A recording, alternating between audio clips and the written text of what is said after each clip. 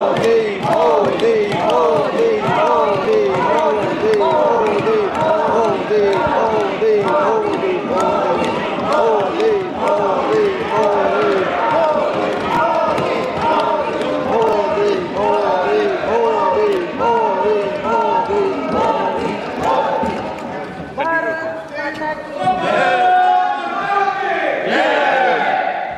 अध्यक्ष महोदय, पीएम आवास योजना के तहत 4 करोड़ पक्के घर स्वीकृत किए गए, जिनमें से 32 लाख से अधिक मकान केवल पिछले 1 वर्ष में पूर्ण हुए हैं।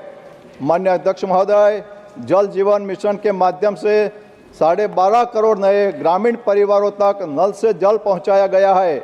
इसमें अकेले पिछले 1 वर्ष में 1 करोड़ परिवार जुड़े हैं। माननीय अध्यक्ष महोदय, उज्ज्वला योजना के माध्यम से 10 करोड़ से अधिक परिवारों को एलपीजी कनेक्शन दिए गए हैं। माननीय अध्यक्ष महोदय, मोदी सरकार के लिए समृद्ध किसान ही विकसित भारत की पहली शर्त है। इसी भावना के साथ पीएम किसान सम्मान निधि के अंतर्गत किसानों के खातों में 4 लाख करोड़ से अधिक की राशि सीधे डीबीटी के माध्यम से हस्तांतरित की गई है। माननीय अध्यक्ष महोदय, भारत में 330 मिलियन टन खाद्यान्न उत्पादन का रिकॉर्ड बनाया है। साथ ही 150 मिलियन टन चावल उत्पादन के साथ भारत विश्व में शीर्ष पर है। माननीय अध्यक्ष महोदय, सरकार कृषि उत्पादों का आयात कम करने के लिए काम कर रही है।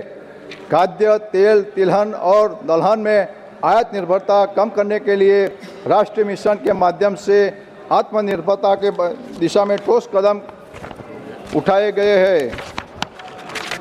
माननीय अध्यक्ष महोदय, प्रधानमंत्री जी नरेंद्र मोदी जी के निर्णायक नेतृत्व में सरकार ने मध्यम वर्ग को राष्ट्र निर्माण के केंद्र में रखा है। सही नीतियों के कारण आज आम नागरिक अधिक आय अर्जित कर रहे हैं, अधिक बचत कर पा रहे हैं और आत्मविश्वास के साथ खर्च भी कर रहे हैं। सरकार द्वारा 12 लाख तक की आय को मुक्त करने का ऐतिहासिक निर्णय मध्यम वर्ग के लिए अभूतपूर्व राहत लेकर आया है और इस निर्णय ने अर्थव्यवस्था को नई गति प्रदान की है। नई पीढ़ी की जीएसटी सुधारों से देश के नागरिकों को लगभग 1 लाख करोड़ की बचत प्राप्त हुई है, जिसका प्रभाव 2025 में 2 पहिया वाहनों के पंजीकरण के 2 करोड़ के पार पहुंचने से स्पष्ट रूप से दिखाई गया है। माननीय अध्यक्ष महोदय, दुनिया आज भारत के डिजिटल इंफ्रास्ट्रक्चर का लोहा मान रही है, जहां सरकारी योजनाओं का 100% लाभ बिना किसी बिचौलिए के लिए सीधे लाभार्थियों के बैंक खाते में पहुंच रहा है। डायरेक्ट बेनिफिट ट्रांसफर डीबीटी के माध्यम से केवल 1 वर्ष में 6.75 लाख करोड़ से अधिक की राशि सीधे लाभार्थियों तक पहुंची है। पूर्व प्रधानमंत्री राजीव गांधी जी ने स्वीकार किया था कि गरीबों के लिए भेजे गए 1 रुपये में से केवल 15 पैसे ही उन तक पहुंचते हैं। इस सरकार ने उसी टूटी हुई व्यवस्था को बदला है और आज हर रुपया सही लाभार्थी तक पहुंचा रहा है। माननीय अध्यक्ष महोदय, हमारी मोदी सरकार ने मनरेगा के में जो भ्रष्टाचार हो रहा था, वो भ्रष्टाचार जो कांग्रेस के नेताओं के खाते में जो जमा रहते थे, खोटे खोटे बिल रखे, खोटे खोटे लेबर बना के वो कर रहे थे, उसीलिए हमारी नरेंद्र मोदी सरकार ने जी राम जी बिल ला के भ्रष्टाचार मुक्त और सभी लाभार्थियों को सीधा बेनिफिट मिले, ये जी राम जी बिल ला के, इसलिए सरकार, मोदी सरकार को भी धन्यवाद करता हूँ। दशकों तक महत्व गुणवत्ता स्वास्थ्य सेवाएं कुछ गिने चुने लोगों तक ही सीमित रही थी, जबकि गरीब अपने हाल पर छोड़ दिया गए। मोदी सरकार ने नागरिकों के स्वास्थ्य को शासन में केंद्र में रखकर इसी स्थिति को बदला। दुनिया की सबसे बड़ी स्वास्थ्य योजना आयुष्मान भारत से देश भर के अस्पतालों में 11 करोड़ से अधिक निःशुल्क उपचार किए जा चुके हैं, जिनमें पिछले वर्ष 2.5 करोड़ गरीब लाभार्थी शामिल है। वरिष्ठ नागरिकों के लिए विशेष ध्यान देते हुए लगभग 1 करोड़ वय वंदना कार्ड जारी किए गए हैं तथा 8 लाख बुजुर्गों को निःशुल्क उपचार मिला है। माननीय अध्यक्ष महोदय, पीएम जीवन ज्योति बीमा योजना और पीएम सुरक्षा बीमा योजना के अंतर्गत 26,000 करोड़ से अधिक की दावा राशि का भुगतान कर आर्थिक सुरक्षा प्रदान की गई है। देश भर में 1.8 लाख आयुष्मान आरोग्य मंदिर के माध्यम से स्वास्थ्य सेवाएं घर घर तक पहुंची है। यह स्वास्थ्य भारत की यात्रा है, जहां स्वास्थ्य सेवा दान नहीं बल्कि अधिकार है। माननीय अध्यक्ष महोदय, ये राष्ट्रपति के अभिभाषण को मैं समर्थन करता हूं और सभी दल के नेताओं को बोलता हूं कि राष्ट्रपति अभिभाषण के सब सम्मति से अपने ये प्रस्ताव किया जाना चाहिए। और माननीय अध्यक्ष महोदय, पीएम हमारे जहां गुजरात में मुख्यमंत्री थे, तभी हमारा गुजरात का मॉडल लेके आए। पीएम ने संकल्प किया है कि जैसा गुजरात का विकास किया है ऐसा ही सारा देश का विकास करना है। इस संकल्प के साथ हमारे नरेंद्र मोदी साहब बड़ा प्रधान जी आगे बढ़ रहे हैं, उसको भी शुभकामनाएं देता हूँ और ये राष्ट्रपति के अभिभाषण को मैं समर्थन करता हूँ। धन्यवाद जी। Now, Honorable Prime Minister ji to reply the discussion.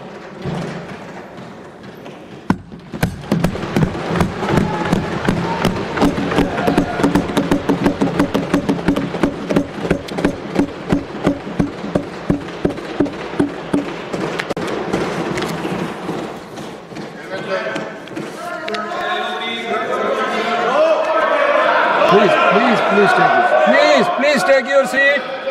Now, please take your seat. Now, when the Prime Minister is on his legs, please take your seat. आदरणीय सभापति जी,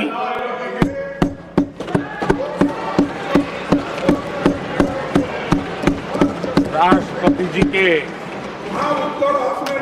अभिभाषण पर आभार व्यक्त करने के लिए take your seat. This is not correct. Please take your seat. This is not correct. Please take your seat. No. Please take your seat. आप बैठिए प्लीज, आप बैठिए please. Prime minister is on his legs, please आप बैठिए, please आप बैठिए।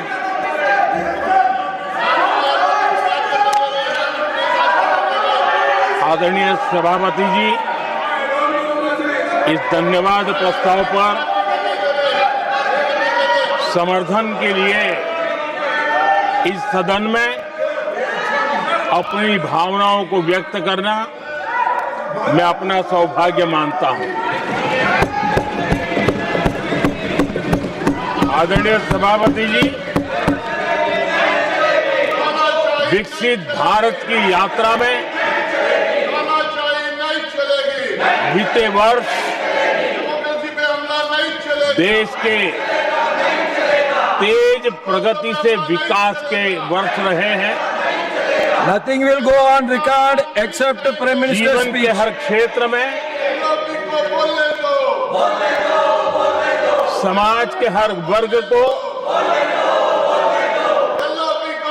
उनके जीवन में परिवर्तन का एक कालखंड रहा है। एक सही दिशा में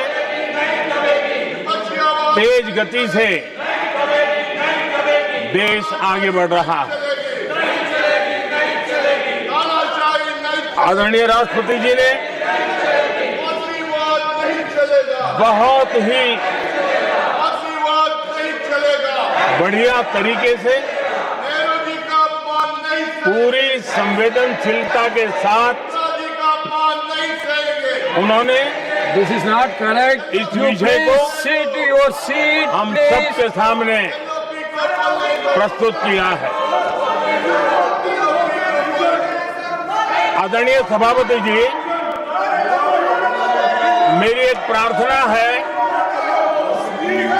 आदरणीय खड़गे जी की उम्र देखते हुए वो बैठ करके भी नारे बोल सकते हैं तो अच्छा होगा, ताकि उनको कष्ट न हो। पीछे नौजवान बहुत लोग हैं, तो खड़गे जी को No. आप बैठते बैठते भी When you are speaking, they are listening. You are नारे listening. बोलने की अनुमति दे दीजिए।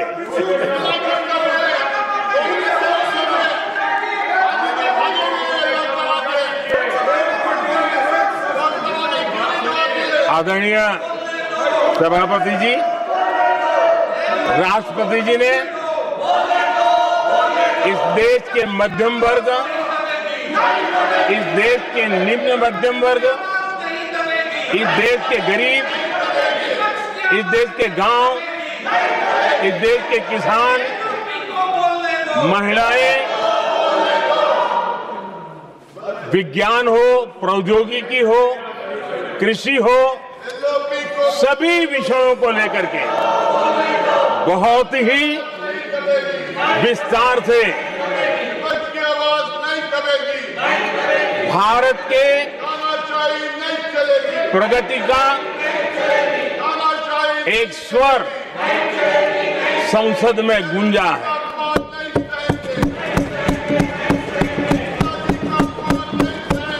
देश के नौजवान भारत के सामर्थ्य को कैसे आगे बढ़ा रहे हैं, इसकी भी विस्तार से चर्चा की है। हर वर्ग के सामर्थ्य को उन्होंने शब्दांकित किया है और इतना ही नहीं, आदरणीय राष्ट्रपति जी ने भारत के उज्जवल भविष्य के प्रति एक विश्वास व्यक्त किया है। ये अपने आप में हम सबके लिए प्रेरक है। आदरणीय सभापति जी, 21वीं सदी का प्रथम क्वार्टर पूरा हो चुका है, लेकिन ये दूसरा क्वार्टर जैसे पिछली शताब्दी में भारत की आजादी के जंग में दूसरा क्वार्टर बहुत ही निर्णायक बना था। मैं साफ साफ देख रहा हूं कि विकसित भारत के निर्माण की दिशा में ये दूसरा क्वार्टर भी उतना ही सामर्थ्यवान होने वाला है, उतना ही तेज गति से आगे बढ़ने वाला है। और इसलिए आदरणीय सभापति जी, राष्ट्र का हर व्यक्ति ये महसूस कर रहा है कि एक अहम पड़ाव पर हम पहुंच चुके हैं। अब न हमें रुकना है, न हमें पीछे मुड़ करके देखना है। I will not go against what you are doing. आगे ही आगे देखना Please है, बैठिए। I am not going to let गति से you चलना now. है। You please बैठिए। और लक्ष्य को प्राप्त करके ही हमें सांस लेनी है, उस दिशा में हम आगे बढ़ रहे हैं। Nothing आदरणीय should go on सभापति without ji, except the Prime Minister's speech.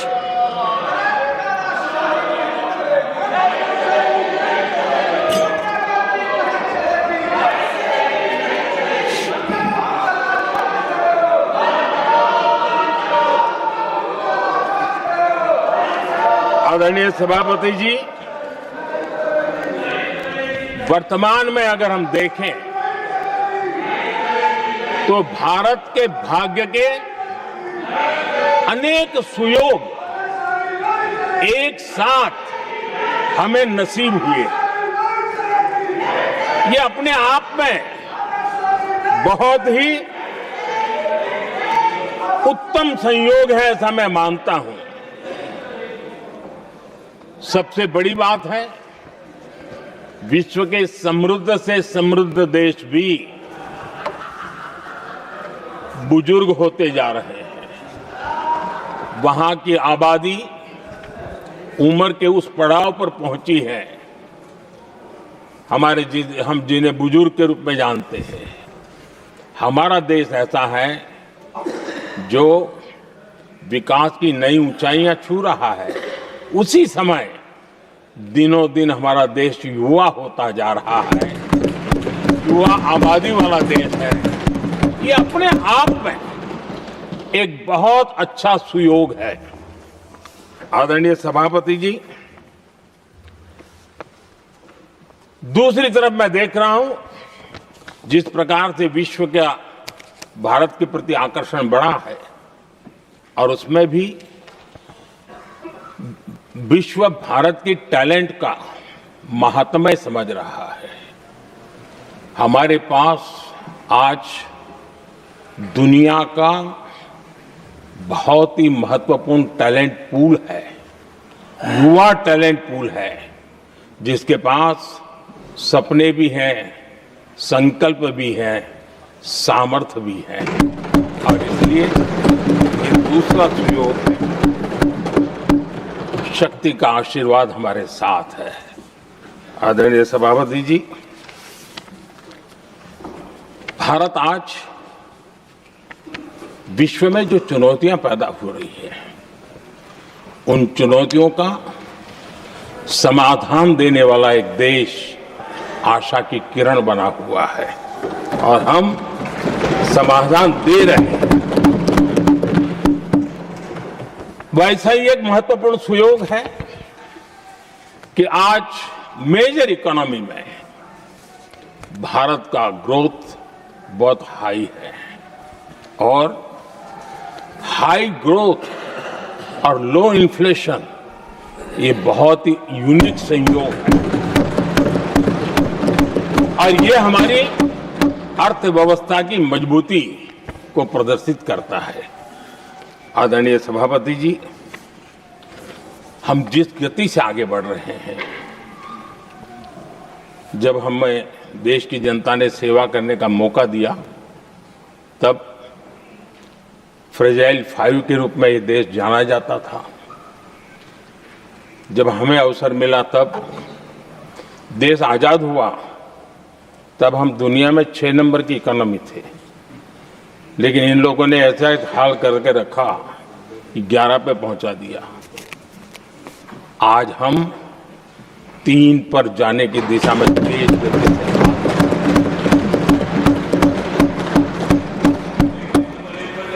आदरणीय सभापति जी, आज कोई भी सेक्टर देश कीजिए, चाहे साइंस हो, चाहे स्पेस हो, चाहे स्पोर्ट्स हो, हर क्षेत्र में आज भारत एक कॉन्फिडेंस के साथ, आत्मविश्वास से भरा हुआ भारत है।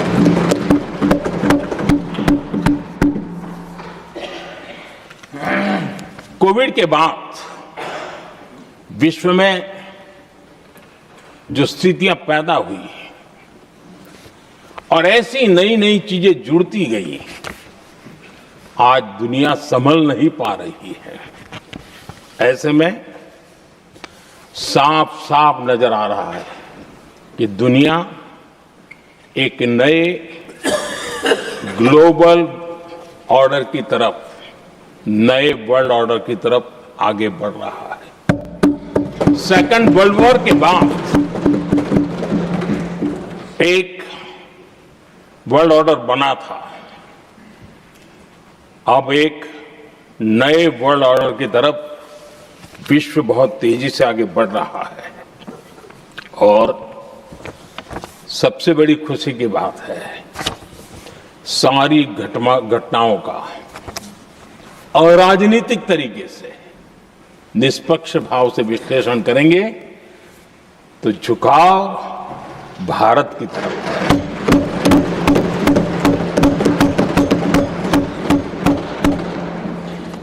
विश्व मित्र के रूप में, विश्व बंधु के रूप में आज भारत अनेक देशों का विश्वस्त पार्टनर बना है और हम कंधे से कंधा मिला करके विश्व कल्याण की दिशा में भी अपनी उचित भूमिका निभा रहे हैं, अपने सामर्थ्य से सहाय भी कर रहे हैं। आदरणीय सभापति जी,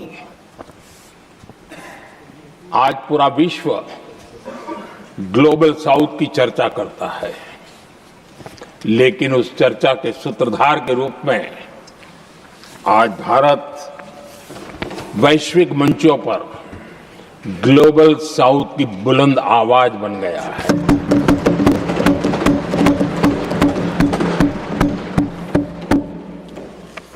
अनेक देशों के साथ आज Bharat future ready trade deals कर रहा है। पिछले कुछ ही समय में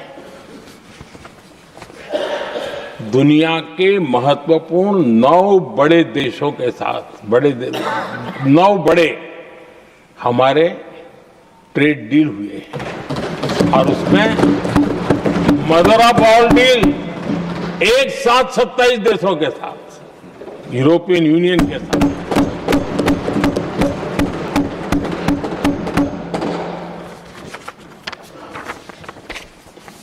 जो लोग थक गए,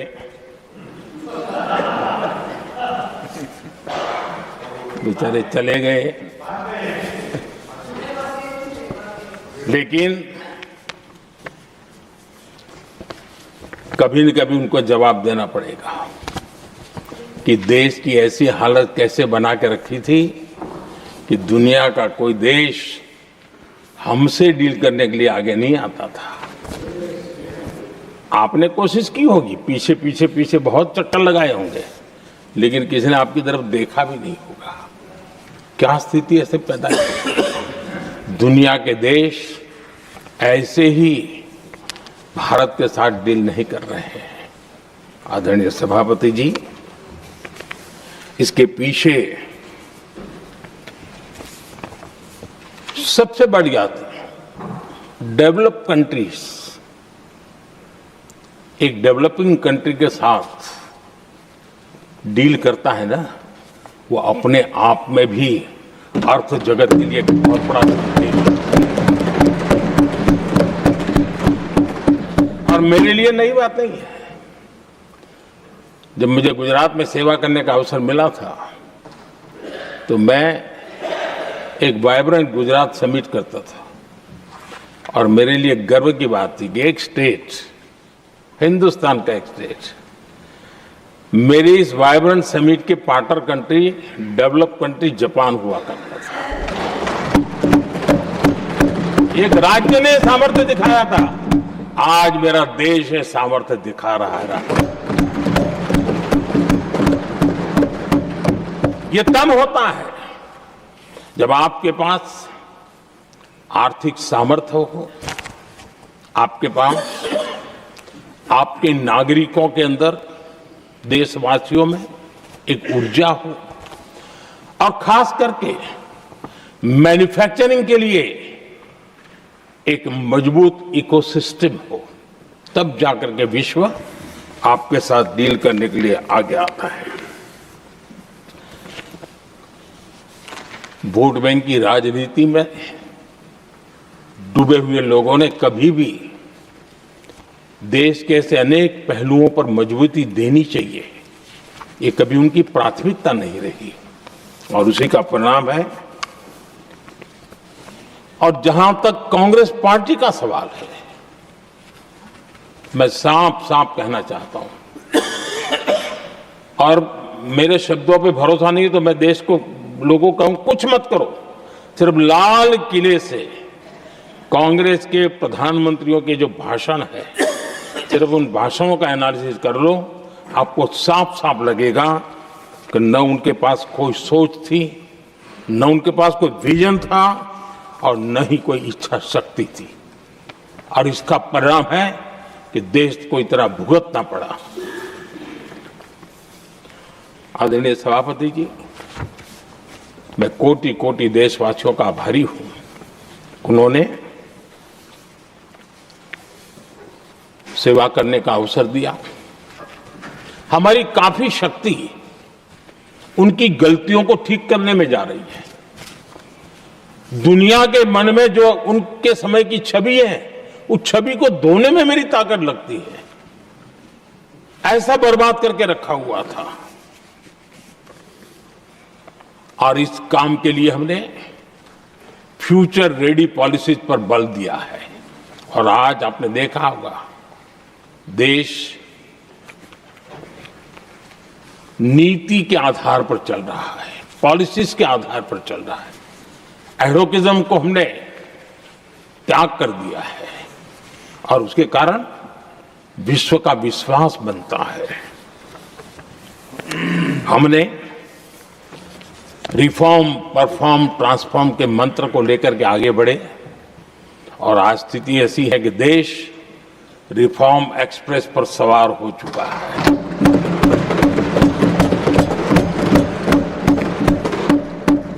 हमने स्ट्रक्चरल रिफॉर्म्स किए हैं, प्रोसेस से जुड़े रिफॉर्म्स किए हैं, पॉलिसीज में रिफॉर्म किए हैं।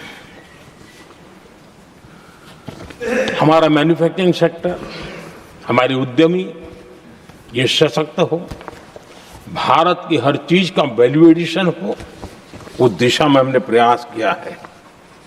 और मैं आज विश्वास के साथ कह सकता हूं, आज भारत विश्व के साथ स्पर्धा करने के लिए पूरी तरह तैयार है।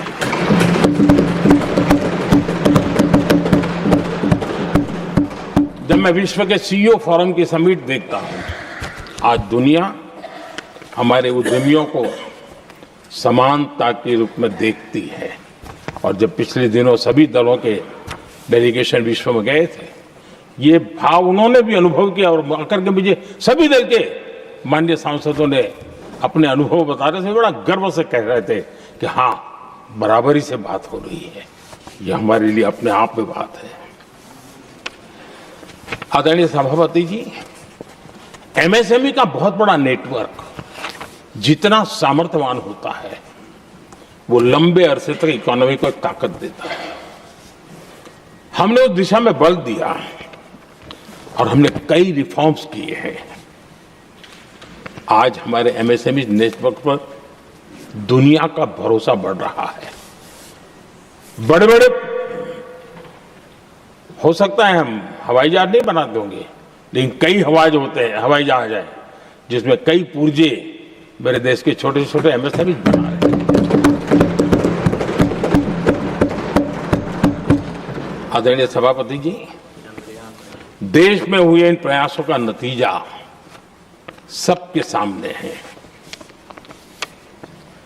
बड़े बड़े देश भारत के साथ व्यापारिक संबंध बनाने के लिए बहुत ही आतुर है।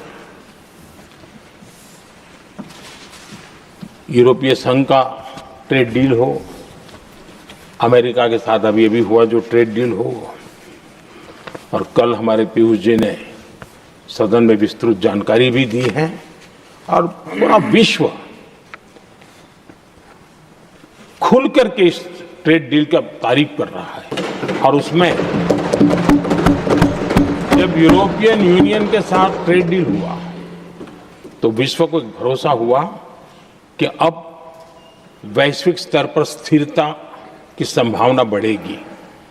अमेरिका के साथ ट्रेड डील होने के बाद विश्व को और भरोसा हो गया कि जो स्थिरता की एहसास हो रहा था, अब गति का भी एहसास होने लगा है। अब विश्व के लिए शुभ संकेत है।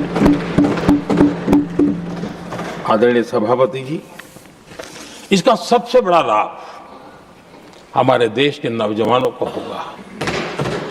और जब मैं नौजवान कहता हूं तो उसमें मध्यम वर्ग का भी नौजवान होता है, शहर का नौजवान भी होता है, गांव का नौजवान भी होता है, बेटा भी होती है, बेटी भी होती है।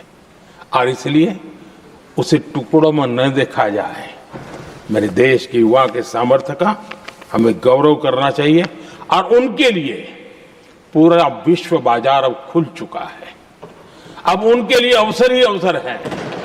और मैं उनको कहता हूं, आइए दोस्तों, मैं आपके साथ कंधे से कंधा मिला करके खड़ा हूं। हिम्मत कीजिए, बढ़िए।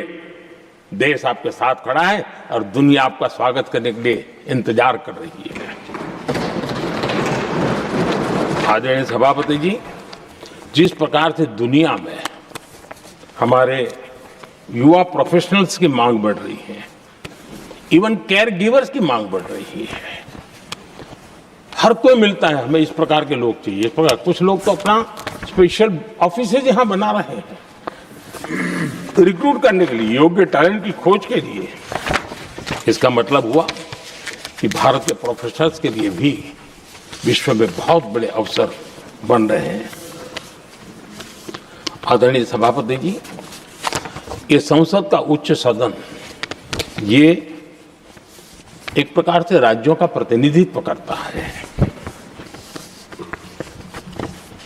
और जो चर्चा की बारीकियां मैंने देखी, मेरा मन कहता है कि थोड़ा स्तर इसका ऊपर होना चाहिए था और वहां से तो ज्यादा होना चाहिए। वो तो कितने साल तक सरकारों में रहे हैं, वहां से जरा चर्चा का स्तर ऊंचा होना चाहिए था, लेकिन उन्होंने ये मौका भी गंवा दिया। देश उन पर कैसे भरोसा कर सकता है। आदरणीय सभापति जी, मैं कल एक माननीय सदस्य को सुन रहा था। यूं तो वो अपने आप को राजा कहलाने में बहुत गर्व करते हैं, लेकिन वे आर्थिक असमानता की चर्चा कर रहे थे। बताइए, जो खुद को राजा माने और वो आर्थिक असमानता की बात करे, सबको लगता है कि क्या यही देखने के बाकी रह गए थे क्या? आदरणीय सभापति जी, हमारे टीएमसी के साथियों ने काफी कुछ कहा। जरा खुद को अपने गरेबा में देखें। निर्मम सरकार पतन के जितने भी पैरामीटर्स हैं, उन सब पैरामीटर्स में नए नए रिकॉर्ड बनाते जा रहे हैं और यहां उपदेश दे रहे हैं। क्या हाल करके रखा हुआ है। ऐसी निर्मम सरकार से वहां के लोगों का भविष्य अंधकार के अंदर डूब रहा है, लेकिन इनको कोई परवाह नहीं है। सत्ता सुख के सिवाय कोई आकांक्षा नहीं और वे यहां उपदेश देते हैं। घुसपैठ, दुनिया का समृद्ध से समृद्ध देश भी अपने यहां गैर कानूनी नागरिकों को बाहर निकाल रहा है। हमारे देश में घुसपैठियों को बचाने के लिए अदालतों को तब तक प्रेशर पैदा किया जा रहा है। मेरे देश का नौजवान कैसे ऐसे लोगों को माफ करेगा जो घुसपैठियों की वकालत करने के लिए ताकत लगा रहे हैं। और घुसपैठिए मेरे देश के नौजवानों के हक छीन रहे हैं, उनकी रोजी रोटी छीन रहे हैं, आदिवासियों की जमीन छीन रहे हैं, बेटे बेटियों के जिंदगी पर खतरे पैदा हो रहे हैं। लेकिन उनके लिए महिलाओं पर अत्याचार होते रहे। सत्ता नीति के सिवा कुछ करना नहीं और वो यहां पर हमें उपदेश दे रहे हैं। और ऐसे चिंताजनक सभी विषयों पर आंखें मूंद करके बैठे हुए वो लोग हैं। एक हमारे माननीय सदस्य काफी कुछ बोल रहे थे, जिनकी पूरी सरकार शराब में डूब गई, जिनके शीश महल घर घर में नफरत का कारण बन गए और शायद उनको ब्लैक शब्द ज्यादा पसंद है। हर एक का अपना अपना एक भूतकाल होता है।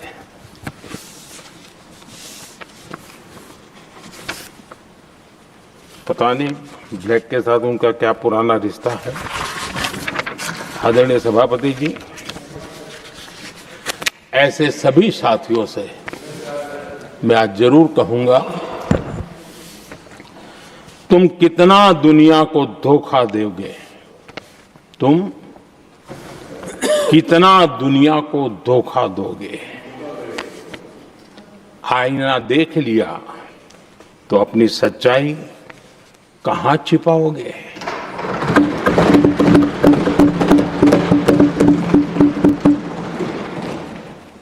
कांग्रेस हो, टीएमसी हो, डीएमके हो, लेफ्ट हो, ये दशकों से केंद्र में सत्ता में रहे हैं, सत्ता के भागीदार रहे हैं।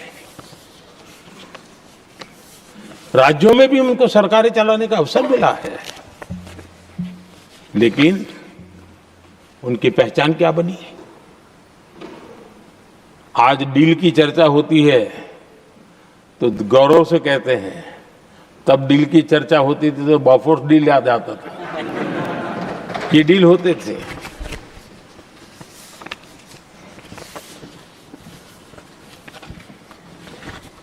उन्होंने सिर्फ जेब भरने का काम किया।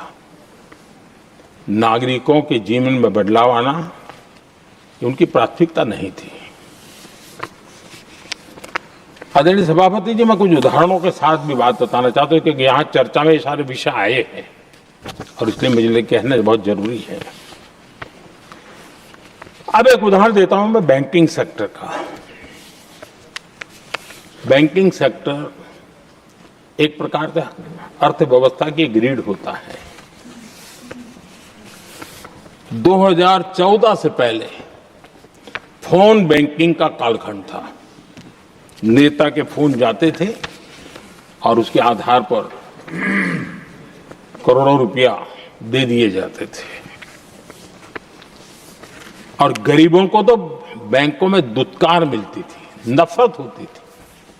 देश की 50% से ज्यादा आबादी बैंक के दरवाजे तक नहीं देख पाई थी। कांग्रेस के नेताओं के फोन पर अरबों रुपये लोगों को दे दिए गए और जो ले जाते थे वो अपनी पर्सनल प्रॉपर्टी मान करके पैसे हजम कर जाते थे। यही खेल चलता रहा। कांग्रेस और यूपीए के राज में और आज जो इंडी अलायंस बन करके बैठे हैं उनके राज में बैंकिंग व्यवस्था तबाही के कगार पर खड़ी थी। मैं नया प्रधानमंत्री के पद का दायित्व मुझे मिला, मैं एक देश के मुखिया से मैं मिला, ऐसे ही बात कर रहा था। मैंने कहा बैंकिंग की दृष्टि से हम कुछ आगे बढ़ना चाहिए। उन्होंने कहा पहले एक बार साहब जरा अभी आप नए हो, आपके बैंकों की व्यवस्था का अध्ययन कर लीजिए। हम कैसे हिम्मत करें? एक देश के नेता ने कोई एक जानकारियां थी, उसने मुझे बताया यहां इनको कोई परवाह ही नहीं। यानी एक प्रकार से उन्होंने जिस प्रकार से बैंकिंग व्यवस्था को एनपीए के पहाड़ खड़े हो गए थे। जहां भी देखो चर्चा चलती थी एनपीए का क्या होगा, एनपीए का क्या होगा, कैसे बचेंगे। आदरणीय सभापति जी, चुनौती बड़ी थी लेकिन हमने समझदारी से काम दिया। बैंकिंग व्यवस्था के सब कर्ता धर्ताओं को विश्वास में लिया। रिफॉर्म की आवश्यकता थी, हिम्मत के साथ रिफॉर्म किए, पारदर्शी व्यवस्था बनाई, ढेर सारे बैंकिंग रिफॉर्म्स हुए और जो सरकारी बैंक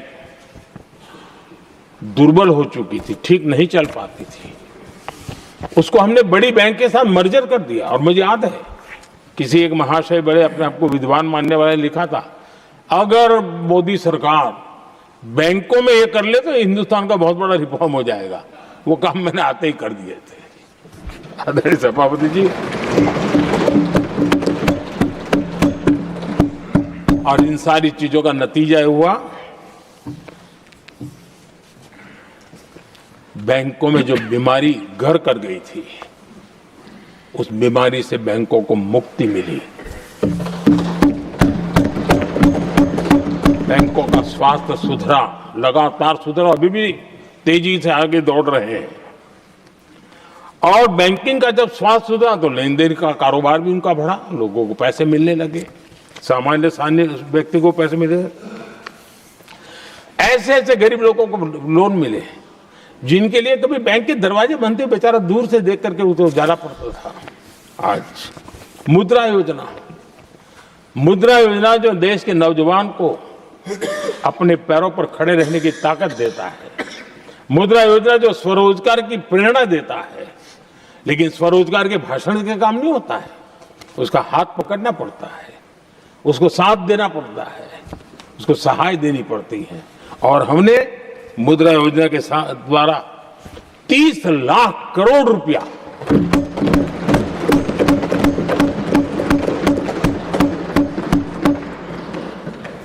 30 लाख करोड़ रुपए से ज्यादा लोन मुद्रा योजना के माध्यम से और बिना गारंटी देश के नौजवानों के हाथ में दिया और उन्होंने अपने कारोबार को आगे बढ़ाया। और गर्व की बात है, उसमें बहुत बड़ी मात्रा में माताएं बहनें भी हकदार बनी, इसकी लाभार्थी बनी।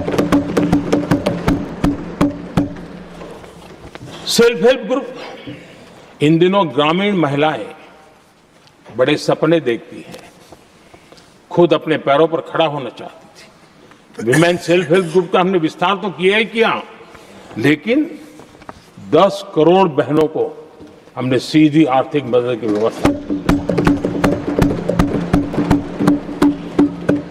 हमारे एमएसएमई सेक्टर को हमने भरपूर लोन दी और मैं आज बड़े संतोष के साथ, बड़ी जिम्मेवारी के साथ इस पवित्र सदन में कहना चाहता हूं, हमने एनपीए जिसके पहाड़ हुआ करते थे 2014 के पहले, आज उसको हमने नीचे निम्न स्तर पर ला करके खड़ा कर दिया।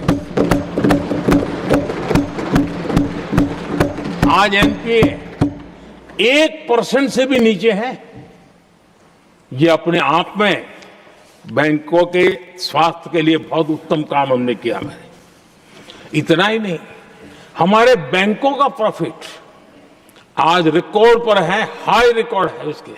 ये अपने आप में देश की अर्थव्यवस्था को ताकत देने के लिए, बैंकिंग व्यवस्था मजबूत होती है तो बाकी अर्थव्यवस्था को भी मजबूती मिलती है। उस काम को कहेगा आदरणीय सभापति जी। मैं एक और उदाहरण देना चाहता हूं। हमारे पीएसयूज, आमतौर पर पीएसयूज के संबंध में मान्यता बन चुकी थी, वो बनते ही हैं बीमार होने के लिए, वो बनते ही हैं बर्बाद होने के लिए, वो बनते ही हैं बंद होने के लिए। हमने इस पूरी मानसिकता को हकीकतों के आधार पर बदलने में सफलता प्राप्त की है। और ये लोग पीएसयूज को लेकर के कितनी गलत बातें फैलाते थे।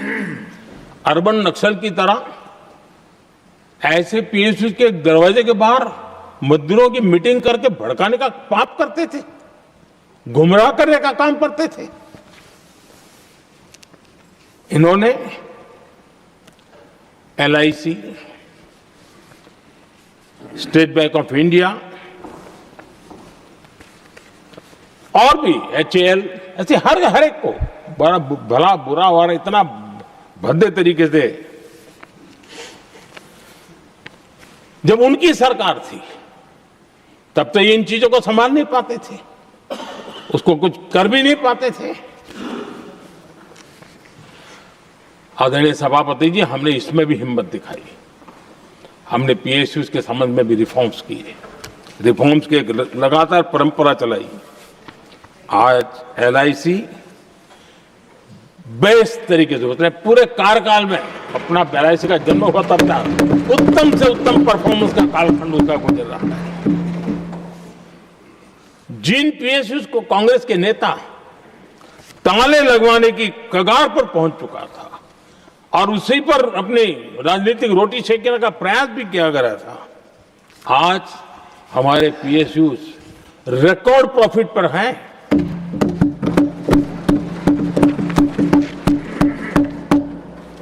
इतना ही नहीं, वे अपने परफॉर्मेंस से मेक इन इंडिया को भी गति दे रहे हैं। मेक इन इंडिया का जो सपना है उसका पूरा करने में वे भी एक बहुत बड़े कैटलिस्ट एजेंट के रूप में आज भूमिका अदा कर रहे हैं। रिकॉर्ड संख्या में रोजगार बना रहे हैं। इतना ही नहीं, हमारे कुछ पीएसयूज आज विश्व के अंदर जा रहे हैं, विश्व में भी अपनी ताकत दिखा रहे हैं, विश्व के साथ जुड़ रहे हैं, दुनिया के कई देशों के विकास यात्रा में वो भागीदार बन रहे हैं। आज हमारे पीएसयूज को बहुत बड़े बड़े ऑर्डर देश से भी और देश के बाहर से भी मिलने लगे हैं। ये अपने आप में मैं जो कहता हूं ना, एक बहुत महत्वपूर्ण पड़ाव पर ये देश 25 साल है, उसका संकेत यहां नजर आता है।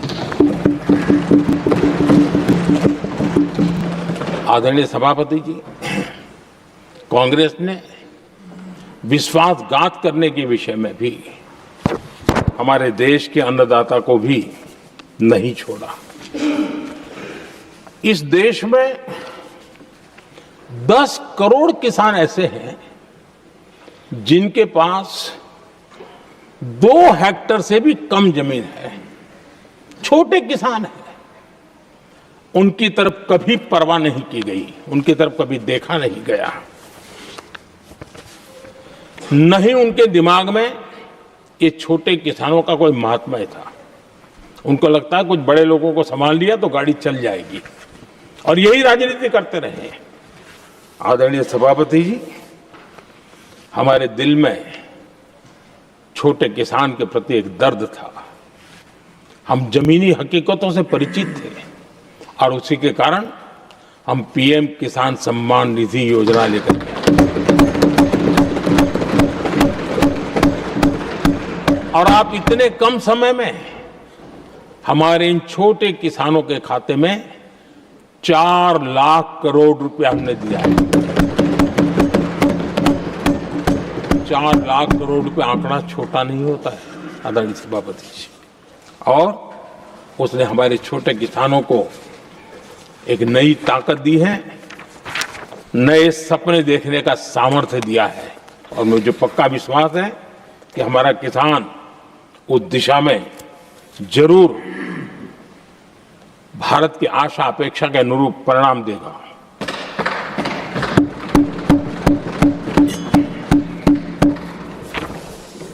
आदरणीय सभापति जी,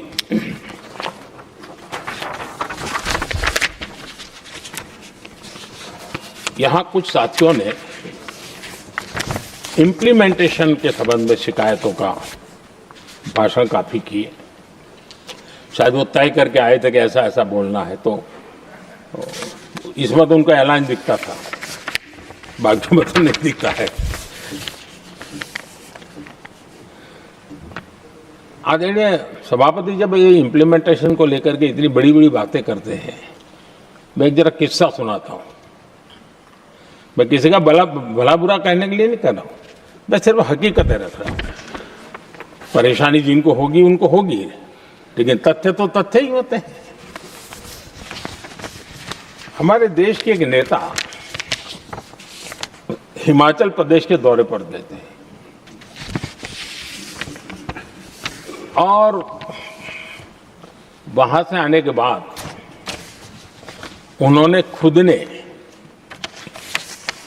ये घटना कहीं सुनाई, रिकॉर्ड पर उपलब्ध है। उसमें उन्होंने कहा,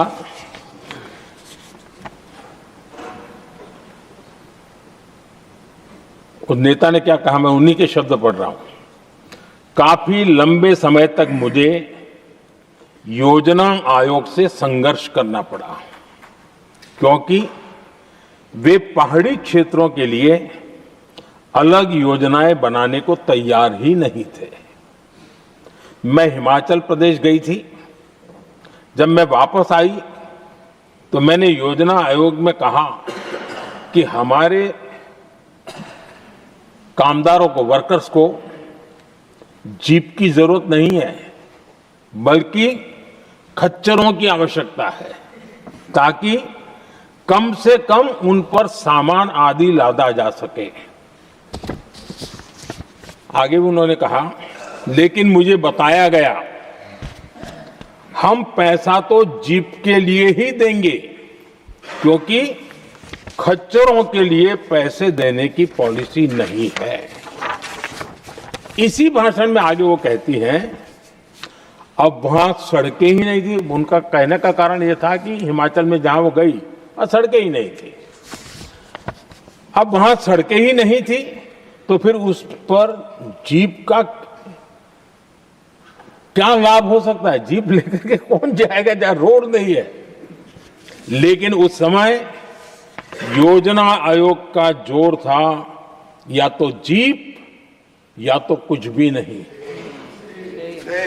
आदरणीय सभापति जी, ये भाषण किसी और का नहीं, ये कांग्रेस के वरिष्ठ नेता और तत्कालीन प्रधानमंत्री इंदिरा गांधी का भाषण है।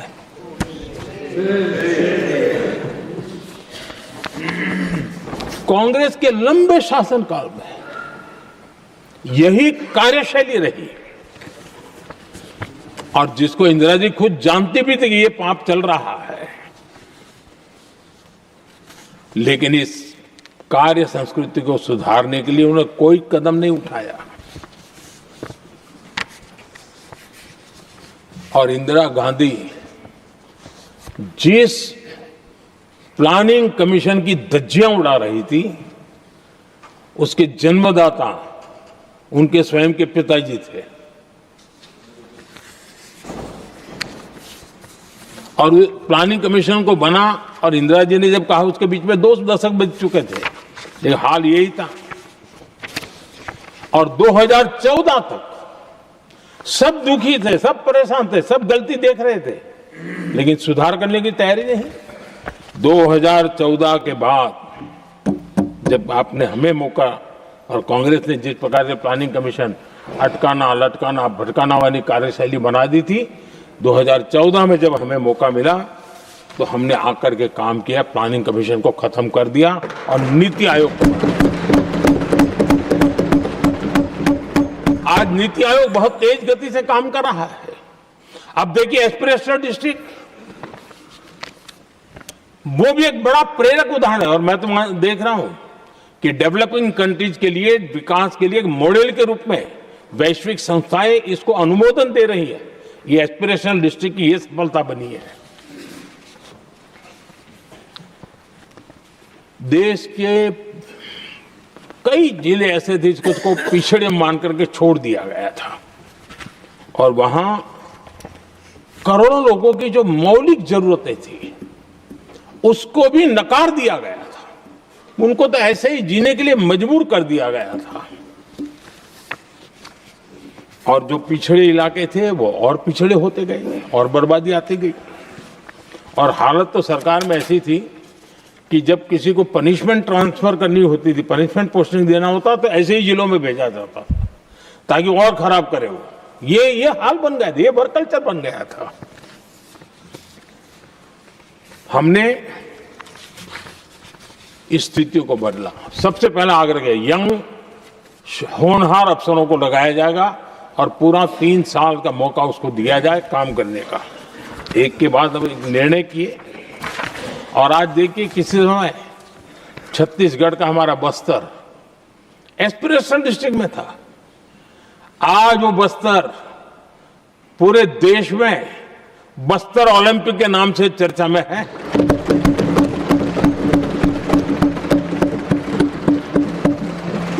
आज विकास की धारा बस्तर के गांव-गांव पहुंच रही है। अभी कुछ गांवों में पहली बार बस देखी, पूरे गांव ने उत्सव मनाया बस्तर में। ये परिस्थितियां छोड़ करके गए हुए हैं लोग, और यहां पर पता नहीं किस प्रकार से देश को कहां ले जाना चाहते हैं लोग। आदरणीय सभापति जी, इम्प्लीमेंटेशन क्या होता है, ये एस्पिरेशनल डिस्ट्रिक्ट एक बहुत बड़ा शानदार उदाहरण है। ऐसे तो सैकड़ों उदाहरण हैं, लेकिन मैं कहने के लिए इसको उल्लेख कर रहा हूं। कांग्रेस के हमारे साथियों को ये जो बदलाव आ रहा है उसमें इम्प्लीमेंटेशन नजर नहीं आ रहा है। और उनका तो एक ही वो प्लानिंग कमीशन वाला मॉडल है, जीप और खच्चर वाला मॉडल, यही वो लोग जानते हैं, उससे आगे कुछ नहीं जानते। और ये इम्प्लीमेंटेशन कैसे करते हैं, मेरा जन्म नहीं हुआ था उसके पहले सरदार वल्लभ भाई पटेल ने नर्मदा नदी पर बांध बांधने की कल्पना की। विषय तो पक्का हो गया, सरदार साहब नहीं रहे, खैर नेहरू जी ने शिलान्यास किया। अब इम्प्लीमेंटेशन देखिए इनको। मेरा जन्म नहीं हुआ था जब इसकी कल्पना की गई थी, और प्रधानमंत्री बनने के बाद मैंने उसका उद्घाटन किया। ये हाल है।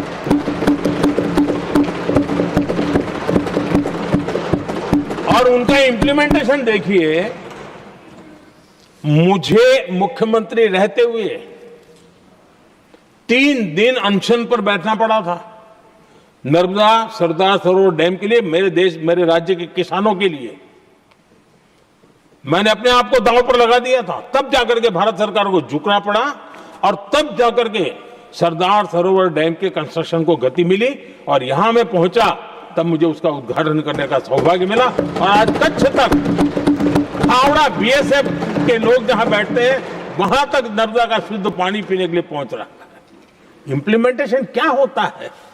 और यहां पर इम्प्लीमेंट किसी ने शब्द पकड़ा दिया, हर एक के मुंह से वही निकल रहा था। हमने कांग्रेस की कार्यशैली को बदलने के लिए, जब मैंने देखा कई ऐसे काम थे अटके पड़े हुए, कोई पूछने वाला नहीं थे फाइलों में, और पॉलिटिकल फायदे के लिए अनाउंसमेंट कर दिए, दिए जला दिए, पत्थर लगा दिए, करना कुछ नहीं। आखिरकार मैंने एक टेक्नोलॉजी वाला प्लेटफॉर्म बनाया यहां आकर के, प्रगति के नाम से। ये प्रगति प्लेटफॉर्म का मैं उदाहरण देता हूं, आप हैरान हो जाएंगे। मुझे एग्जैक्ट याद नहीं है, लेकिन शायद हिमाचल में एक ट्रेन उन्होंने पार्लियामेंट में घोषित की थी, शायद ऊना और कोई। मेरे आने तक वो कागज पर भी उसका ड्राइंग नहीं बना था, बताओ, और चुनाव जीतने के लिए वो घोषणा कर दी। प्रगति के अंदर मेरे सामने विषय आया, ऐसे कई विषय मेरे सामने आए और उस प्रगति के अंदर हमने एक एक प्रोजेक्ट क्यों अटके हुए, कॉस्ट किस डिपार्टमेंट की काम में क्या मुसीबत आई है, किसने गलत तरीके से इसको आगे बढ़ाया, और बजट तो बढ़ता ही गया था। जो योजना 900 करोड़ में होनी थी वो 90,000 करोड़ तक पहुंच जाए, ये हाल करके रख दिया था इन्होंने। हमने एक टेक्नोलॉजी प्लेटफॉर्म बनाया, हर महीने बैठा, अभी मैंने 50वां एपिसोड पूरा किया उस मीटिंग का, और लगातार उस काम करते करते और संबंधित राज्यों को भी बिठाया, उनकी कठिनाइयों को भी समझा, उसके इम्प्लीमेंटेशन में कौन मिनिस्ट्री का परेशानी हो रही है, किस स्टेट की परेशानी हो रही है, किस कानून की परेशानी हो रही है, हर एक की बारीकी से देखा। और आज मैं गर्व से कह सकता हूं कि इस प्रगति के इम्प्लीमेंटेशन को बारीकी से प्रधानमंत्री के स्तर पर देखे जाने के कारण 85 लाख करोड़ रुपीस का काम को गति मिली। 85 लाख करोड़ रुपीस के काम, आप कल्पना कीजिए, देश की कितनी बड़ी शक्ति को अनलॉक किया हमने। इंप्लीमेंटेशन कैसे होता है ये हमने करके देखा है। रेल हो, रोड हो, सिंचाई हो, ग्रामीण कोई व्यवस्था का काम हो, इन सारी चीजों को हमने इसमें लिया। अब जैसे जम्मू उधमपुर श्रीनगर बारामूला रेल लाइन, आज ये प्रोजेक्ट पूरा हुआ, और बर्फबारी में इन दिनों आपने देखा एक वीडियो बहुत पॉपुलर हुआ है, बर्फ के बीच में से चारों तरफ बर्फ की चादर छाई हुई है और वंदे भारत ट्रेन निकल रही है, और लोग कहते हैं गलती मत करना, ये तो विदेश है, ये हिंदुस्तान है, ये रील चल रहे हैं बाजार में।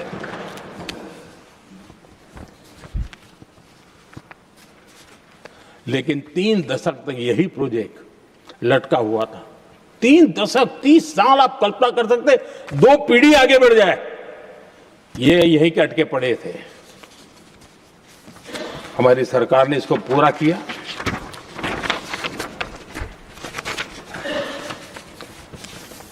आदरणीय सभापति जी, मैं असम की बात करता हूं, और कोई ये मत सोचो कि मैं चुनाव है इसलिए बोल रहा हूं, इनके पाप है इसलिए मुझे कहना पड़ रहा है।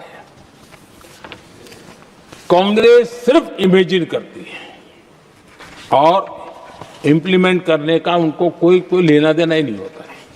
अब असम का बोगीबिल ब्रिज, ये बोगीबिल ब्रिज अरुणाचल और असम को जोड़ने वाला बहुत महत्वपूर्ण ब्रिज,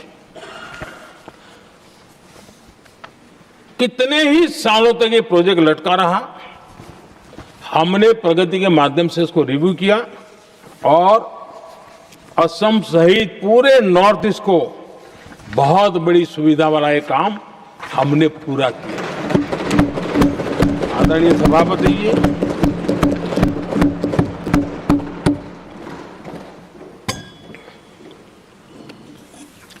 इंप्लीमेंटेशन की बातें जब करते हैं तो एक बार हमारे पास तो तथ्यों के साथ चीजें हैं कि हमने चीजों को समय पर पूरा करने की दिशा में आगे बढ़े। और इन दिनों तो जो काम कर रहे हैं, समय से पहले हो रहा है। हमने पूरी दुनिया को कहा था कि हम 2030 तक यहां पहुंचेंगे सोलार में।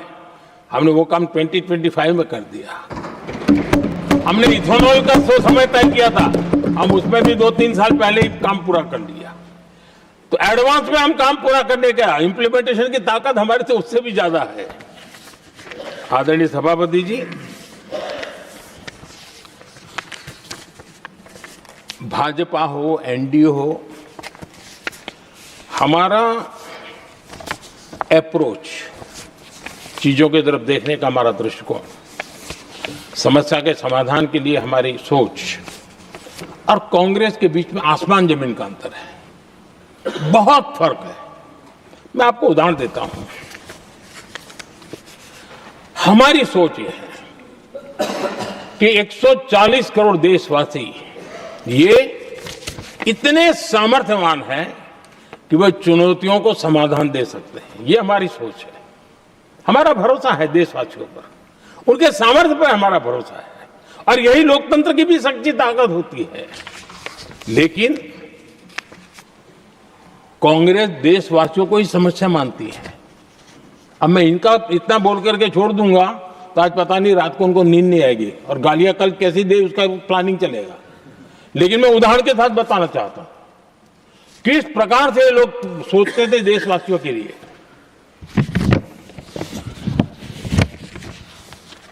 देश के लोगों के बारे में नेहरू जी और इंदिरा जी की सोच क्या थी, मैं उसके विषय में बताना चाहता हूं। इंदिरा जी एक बार ईरान गए थे और ईरान में वो भाषण दे रही थी, और उस भाषण में उन्होंने नेहरू जी के साथ जो बातचीत हुई थी उसका उल्लेख किया। खुद ने कहा है, उन्होंने कहा, और मैं जो इंदिरा जी ने कहा था उसको कोट कर रहा हूं, जब किसी ने मेरे पिताजी से पूछा, यानी नेहरू जी से पूछा कि उनके सामने कितनी समस्याएं हैं, तो उन्होंने उत्तर दिया था 35 करोड़। नेहरू जी ने जवाब दिया था कि उनके सामने कितनी समस्याएं हैं, बोले 35 करोड़। उस समय हमारे देश की जनसंख्या थी 35 करोड़। अब आगे देखिए, 35 करोड़ देशवासी नेहरू जी को समस्या लगते थे। ऐसा कोई मुखिया हो सकता है क्या जी? और इस बात का उदाहरण देते हुए इंदिरा जी ने आगे कहा कि आज देश की जनसंख्या 57 करोड़ है, इसलिए मेरी समस्याओं की संख्या भी उतनी ही बड़ी है। यानी पिताजी को 35 करोड़ समस्या वाले देशवासी लगते थे, अब 57 करोड़ उनको समस्या। कोई ऐसा हो सकता है जो अपने ही देशवासियों को समस्या माने? ये फर्क है उनकी सोच और हमारी सोच में, ये फर्क है उनके अप्रोच और हमारे अप्रोच में।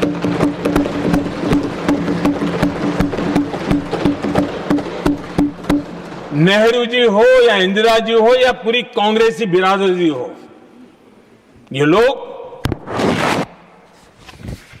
भारत के लोगों को समस्या मानते हैं। आदरणीय सभापति जी, मेरे कई कोटेशन मिलेंगे।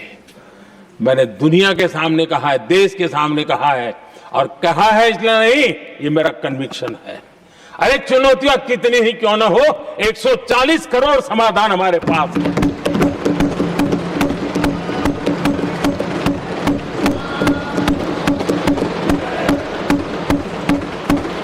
हमारे लिए देशवासी समर्थक की पूंजी है। हमारे लिए हर देशवासी भारत का उज्जवल भविष्य का नियंता है, निर्माता है, कर्ता धर्ता है। हम उसको समस्या कैसे कह सकते हैं? ऐसी सोच वाले लोग अपने परिवार का ही भला करेंगे और किसका करेंगे? आदरणीय सभापति जी, देश के लोगों का अपमान करते रहना, एक कांग्रेस के स्वभाव में पड़ा हुआ है, उनके संस्कारों में पड़ा हुआ है। कांग्रेस ने बीते दिनों राष्ट्रपति जी का अपमान किया।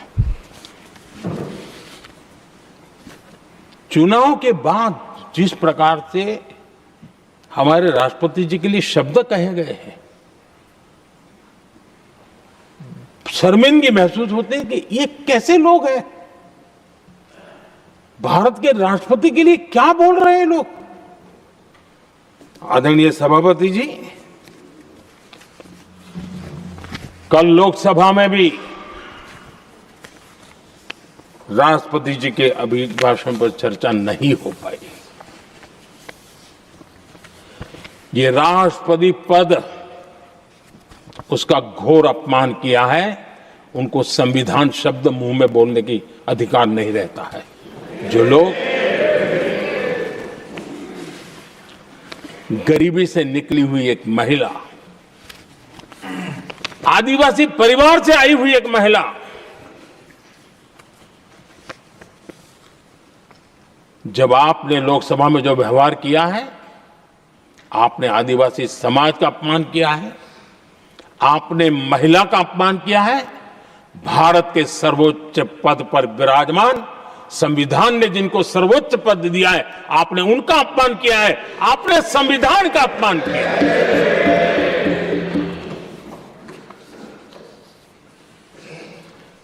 आदरणीय सभापति जी, उनको कुछ भी लगता हो, कांग्रेस को ये गुनाह की Honorable members, it is now 6 p.m. If the House agrees, we may sit beyond 6 p.m. till disposal of the motion of thanks and the presidential address. Do I have the leave of the House to extend the sitting beyond 6 p.m.?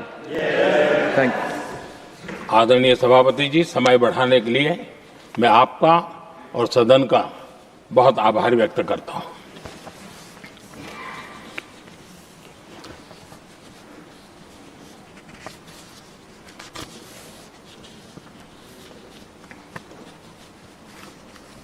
आदरणीय सभापति जी, बड़ी दर्दनाक लोकसभा की घटना है और शायद हताशा, निराशा तो हम समझ सकते हैं, लेकिन इसके लिए देश के पवित्र लोकतंत्र के मंदिर को ही इस रूप में कर देना, और उस समय चेयर पर असम के ही हमारे एक माननीय सांसद बैठे थे और उस समय कागज फेंके गए, टेबल पर चढ़ दिया गया। क्या ये नॉर्थ ईस्ट का अपमान नहीं है? क्या असम के नागरिकों का अपमान नहीं है? कल फिर दोबारा किया उन्होंने, और उस समय आंध्र के दलित परिवार का बेटा चेयर पर बैठा था, उसने उसको भी अपमानित किया। यानी आपने नॉर्थ ईस्ट का अपमान, चेयर में बैठा अपमान करो। आंध्र के एक दलित परिवार का बेटा चेयर पर बैठा, उसका अपमान करो। सदन ने इनको काम दिया हुआ है, सबने मिलकर के काम दिया हुआ है, लेकिन वो दलित समाज से आते हैं, इसलिए आप अपमान करते हो।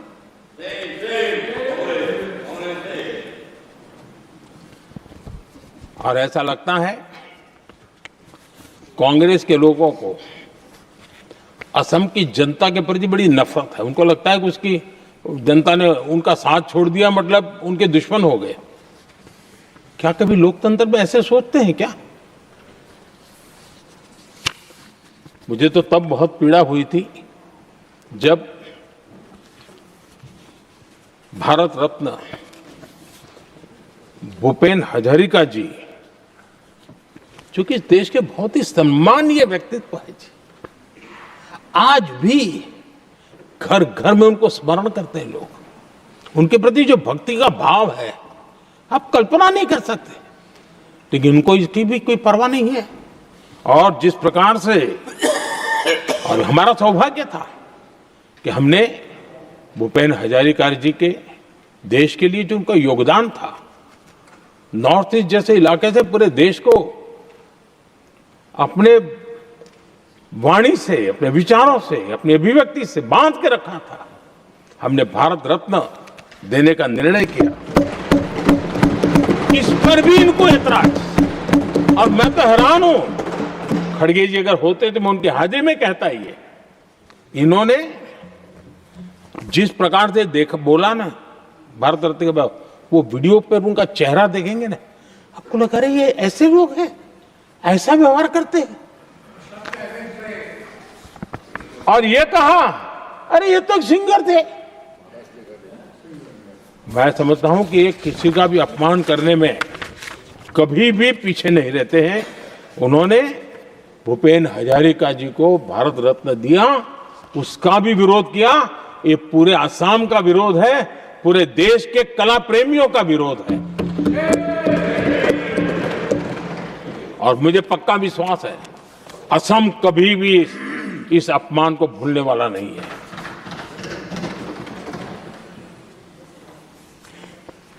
आदरणीय सभापति जी, कल जो घटना घटी, इसी सदन के एक माननीय सांसद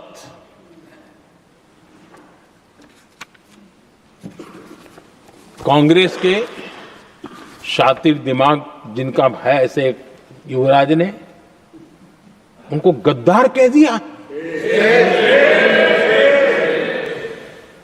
अहंकार कितनी सातवें आसमान पर पहुंच चुका है इनका। और कांग्रेस को छोड़कर के कितने ही लोग निकले हैं, कांग्रेस के कितने टुकड़े हुए हैं, कई लोग दूसरे दलों में गए हैं, लेकिन औरों को तो किसी को गद्दार नहीं कहा उन्होंने। लेकिन कल सांसद को गद्दार इसलिए कहा क्योंकि वो सिख थे। ये सिखों का अपमान था, एक गुरुओं का अपमान था। और कांग्रेस के अंदर जो कूट कूट करके सिखों के प्रति नफरत भरी पड़ी है ना, उसका वो अभिव्यक्ति थी। और इसी सदन के माननीय सांसद है वो, और उनको जरा भी दर्द नहीं, वरना आज खड़े होकर के कह सकते थे कि कल जो हुआ इसी सांसद की गरिमा के अनुरूप नहीं था, हमें खेद है। एक शब्द तो बोल लेते, लेकिन सिखों के प्रति उनके मन में जो नफरत भरी पड़ी है, और इसी के कारण उन्होंने कल, और जिसका परिवार देश के लिए शहादत देने वाला परिवार के वो सदस्य है,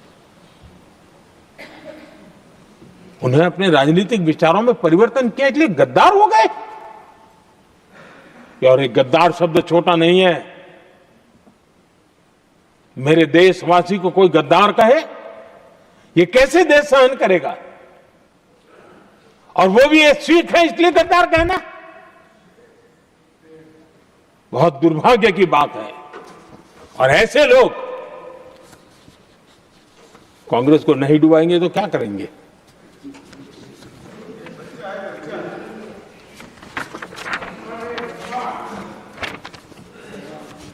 आदरणीय सभापति जी, एक तरफ ये दृश्य है और दूसरी तरफ हमारे सदानंद जी मास्टर का दृश्य है।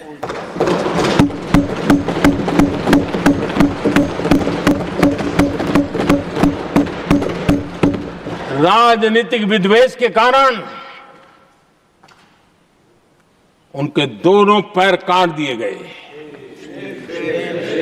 भरी जवानी में दोनों पैर काट दिए। कटे हुए पैर से जिंदगी गुजार रहे हैं, लेकिन संस्कार इतने ऊंचे हैं कि वाणी में भी अपशब्द नहीं निकलता है, बर्तन में भी कटुता नजर नहीं आता। गर्व होता है। और कल जब देश ने, जब उनका पहला भाषण हो रहा था सदन में, और उन्होंने जब अपने बेंच पर आपसे इजाजत लेकर के अपने कटे हुए पैर के लिए वो जो लिम्ब का उपयोग करते हैं, आर्टिफिशियल लिम्ब का, उन्होंने जब रखा, वो दृश्य देश के लिए पीड़ादायक था कि इस देश में ऐसा ही बंधारण की बातें करने वाले इंडिया अलायंस के लोग, और ये इंडिया अलायंस पूरा जिम्मेवार है इसके लिए, वैचारिक असहमति के कारण एक नौजवान के, और वो भी एक टीचर, शिक्षक के प्रति गर्व से, आदर से देखा जाता है, उसके पैर काट दे, लेकिन उनको कोई खेद नहीं है, उनको कोई दर्द नहीं है। लेकिन मैं मास्टर सदानंद जी को हृदय से अभिनंदन करता हूं कि उन्होंने जिस प्रकार से इतनी भयानक हमले के बाद भी देश की सेवा का अपना व्रत जारी रखा और आज देश की नीति निर्धारण में अंदर अपना योगदान दे रहे हैं।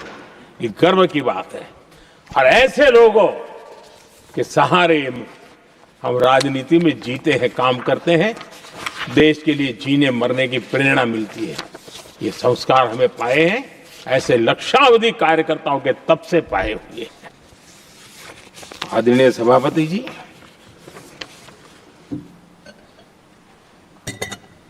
इन दिनों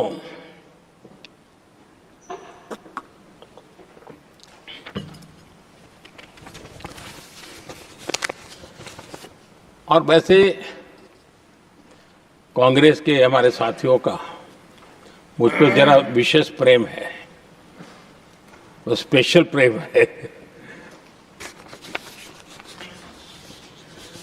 और जब मैं जिम्मेवारी जो मिली है उसके तहत, और जिम्मेवारी न मिलती तो भी देश के लिए जीना तुमने सीखा है। हम विकसित भारत की जमीन मजबूत कर रहे हैं, उसको एक ताकत दे रहे हैं। एक तरफ देश के युवाओं के लिए मजबूत जमीन तैयार कर रहा हूं, तो कांग्रेस मोदी की कब्र खोदने के कार्यक्रम करवा रही है। और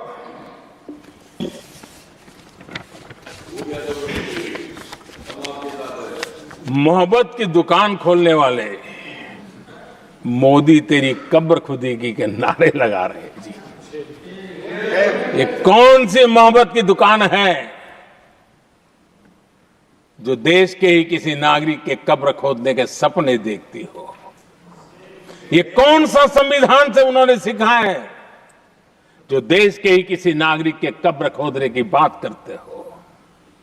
क्या ये संविधान का अपमान नहीं है? क्या ये मानवता का अपमान नहीं है? क्या ये सार्वजनिक जीवन की मर्यादाओं का अपमान नहीं है? और उनको इसका कोई खेद नहीं है। अगर इसके बाद क्या बयान देंगे? बयान देखो, प्रधानमंत्री राज्यसभा में भी रो रहा था।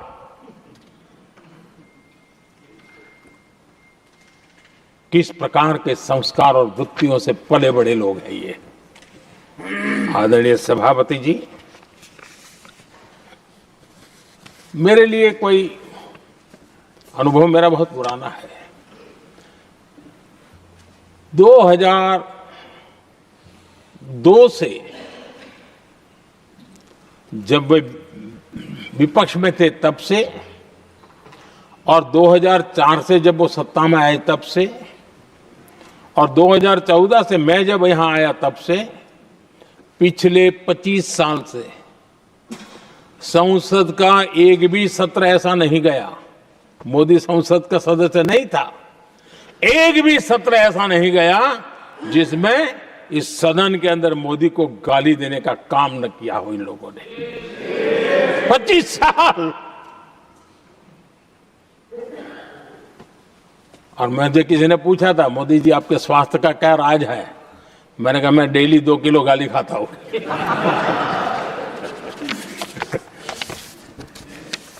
आदरणीय सभापति जी, ये मोदी की कब्र क्यों खोदना चाहते हैं?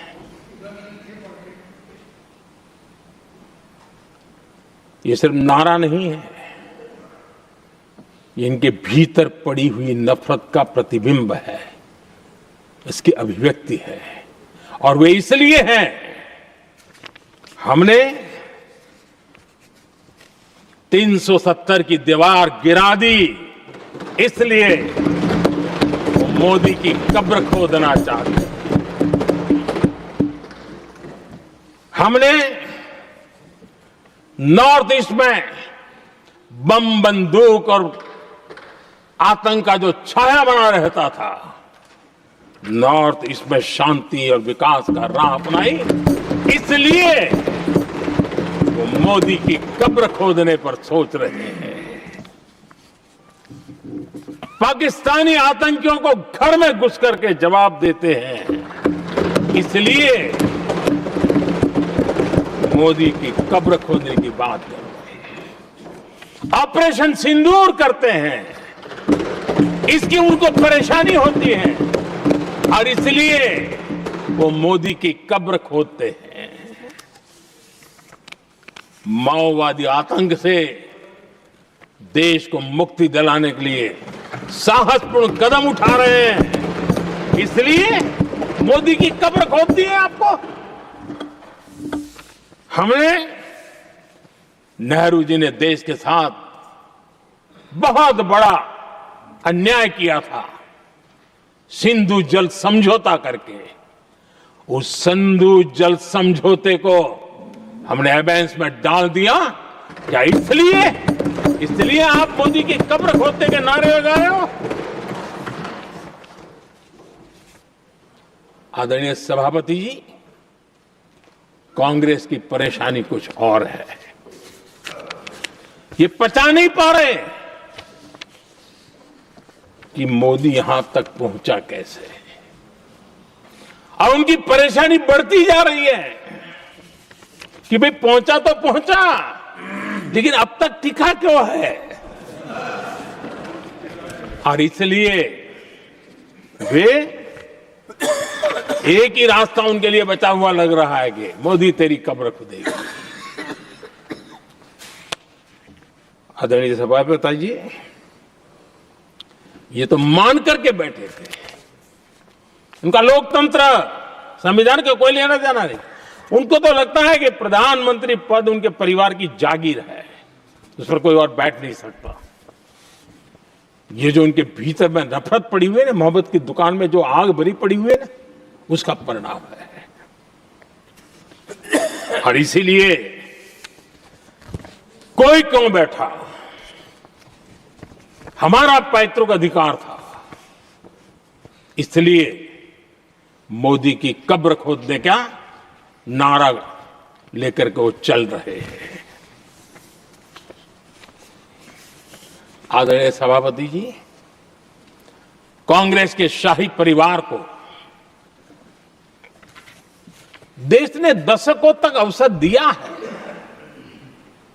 ऐसा नहीं है, देश ने आपके लिए भी अपना भविष्य दांव पे लगाया था, लेकिन आपने गरीबी हटाओ के नारे लगाए, गुमराह किया। लाल किले पर से कांग्रेस के एक भी प्रधानमंत्री के भाषण में गरीबी हटाने की बात ना आई हो, ऐसा नहीं हुआ है। लेकिन किसी भी प्रधानमंत्री ने गरीबी हटाने के लिए क्या किया, वो एक बार भी नहीं आया। वो नारे से अधिक कुछ नहीं था उनका। और मोदी ने रास्ता अपनाया गरीब को एम्पावर करने का, गरीब को सशक्त करने का। और मेरे देश के गरीबों को मैं सलाम करता हूं, उन्होंने देश की योजनाओं को समझा, स्वीकारा और अपने सामर्थ्य को बढ़ाने के लिए प्रयास किया। मैं देश के गरीबों का गौरवगान करता हूं कि हमारी नीतियों पर भरोसा करके, हमारी नीयत पे भरोसा करके उन्होंने भी अपने आप को खपाने के लिए कोई कमी नहीं रखी। और 25 करोड़ मेरे गरीब परिवार के भाइयों ने गरीबी को परास्त किया और खुद गरीबी से बाहर आए हैं। मैं उनको सलाम करता हूं। मेरे 25 करोड़ देशवासी जो निराशा में पड़े हुए थे, दूर एक आशा की किरण दिखाई दी, उठ खड़े हुए और आज हमारे साथ चल पड़े। आदरणीय सभापति जी, 2014 के पहले इम्प्लीमेंटेशन की बातें करते थे। हमारे यहां सैकड़ों लोग रेलवे क्रॉसिंग पर मरते थे। स्कूल की बस रेलवे क्रॉसिंग से जा रही है, 20-20, 25-25 स्कूल के बच्चे मरने की खबरें आती थी।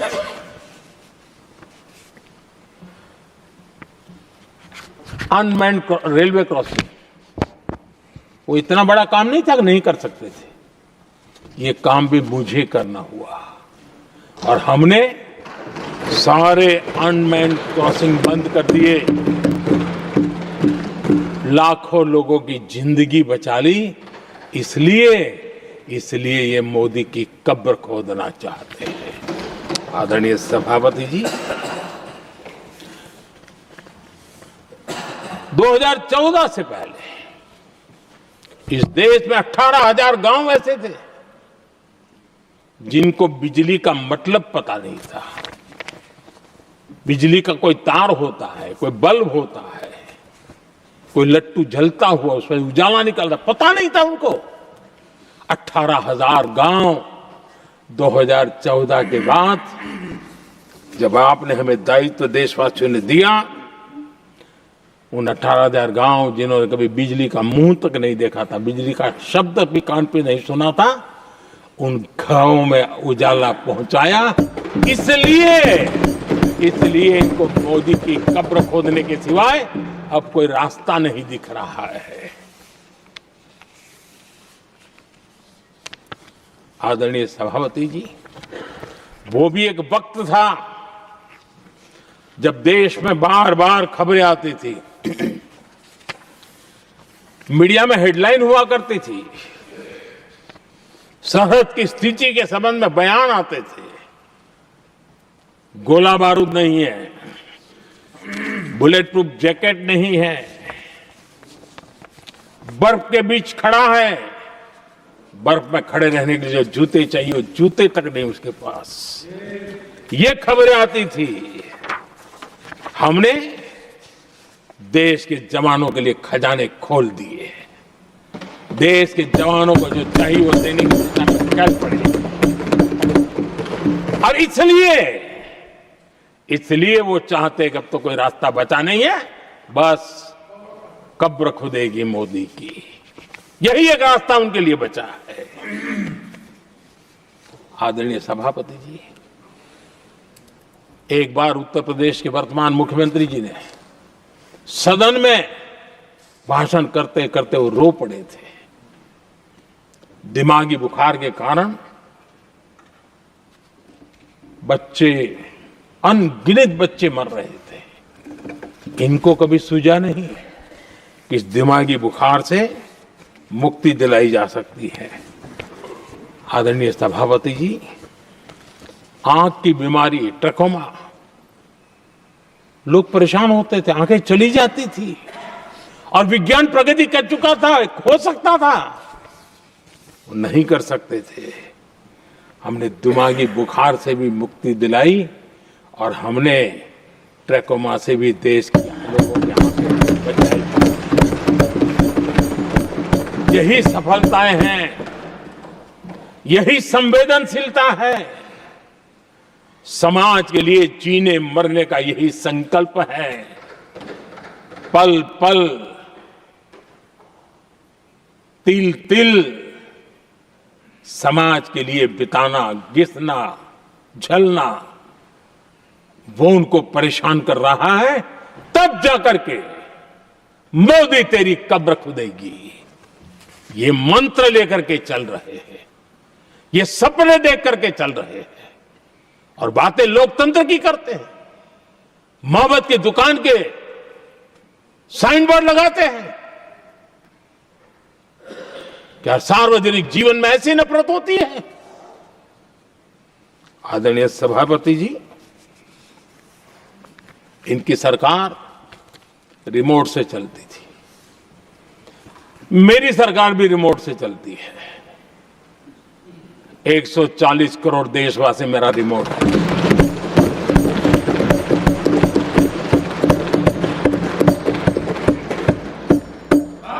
एक 140 करोड़ देशवासियों के सपने, 140 करोड़ देशवासियों की आकांक्षाएं, देश के नौजवानों के संकल्प, इनके लिए हम जीते हैं, इनके लिए सरकार चलाते हैं। सत्ता हमारे लिए सुख का रास्ता नहीं है, सत्ता हमारे लिए सेवा का माध्यम है।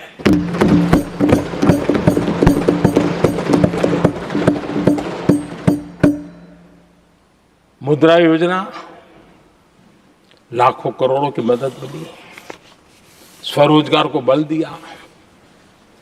कांग्रेस ने कभी स्टार्टअप कल्चर को प्रमोट ही नहीं किया।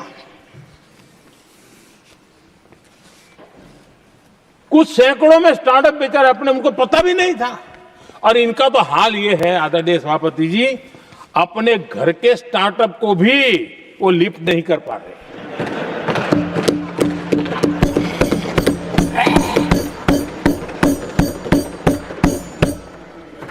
और हमारी सरकार में आज 2 लाख से ज्यादा स्टार्टअप है। और जब सफलता एक के बाद एक जन सामान्य के दिलों को जीतती है ना, तब जाकर के उनके पास एक ही रास्ता बचा है, मोदी तेरी कब्र खुदेगी। लेकिन उस हमारा याद कीजिए, बीएसएनएल को लेकर के चुटकुले चलते थे, कार्टून बनते थे। आज स्वदेशी 4G स्टैक हमने खड़ा कर दिया। 5G दुनिया में सबसे तेज गति से रोल आउट करने का काम हमने कर दिया। कम्युनिकेशन की नई जनरेशन, नई टेक्नोलॉजी, नई सोच, इसको हमने आगे बढ़ाया। और इसलिए दर्द जुबान पे आ रहा है, मोदी तेरी कब्र खुदेगी। आदरणीय सभापति जी, गरीब की सेवा ये मेरा सौभाग्य है। 4 करोड़ गरीबों को पक्के घर देना मैं जीवन में सुकून मानता हूं। बिजली, पानी, गैस का सिलेंडर, टॉयलेट की सुविधा, मुझे लगता है कि हाँ, परमात्मा ने मुझे सही दिशा में काम करने की प्रेरणा दी है। पहली बार गांव की महिला गर्व से कह रही है, हाँ मैं लखपति दीदी बनी हूं। तो दूसरी कह रही है, इस साल तक मैं लखपति दीदी बन जाऊंगी। जो बन गई है उनको जब पूछता हूं, नहीं बोले साहब अब तो करोड़पति के लिए सोच रहे हैं। ये जो मिजाज बदला है, जो आत्मविश्वास बढ़ा है, और ऐसे देश के कोटि कोटि जनों के आशीर्वाद जिस इंसान पर हो, कोटि कोटि माताओं बहनों का जिस पर रक्षा कवच हो, नारे कितने ही लगा लो, कब्र तुम नहीं खोद पाओगे। ये देश की शक्ति, आशीर्वाद रूपी कवच, माताओं बहनों का मेरे प्रति जो भाव रहा है, जिस श्रद्धा भाव से मैंने माताओं बहनों की सेवा करने का काम किया है, जिनको कोई पूछता नहीं था उसको मोदी पूजाता है। यही करना है। और ये आशीर्वाद ही है जो इनको चूभते हैं, और इसलिए कब्र खोदना चाहते हैं। आदरणीय सभापति जी, चोरी करना जिनका पुश्तैनी धंधा है, जिन्होंने एक गुजराती की सरनेम भी चुरा ली,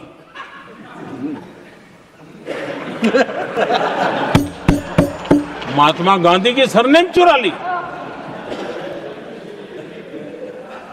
ये लोग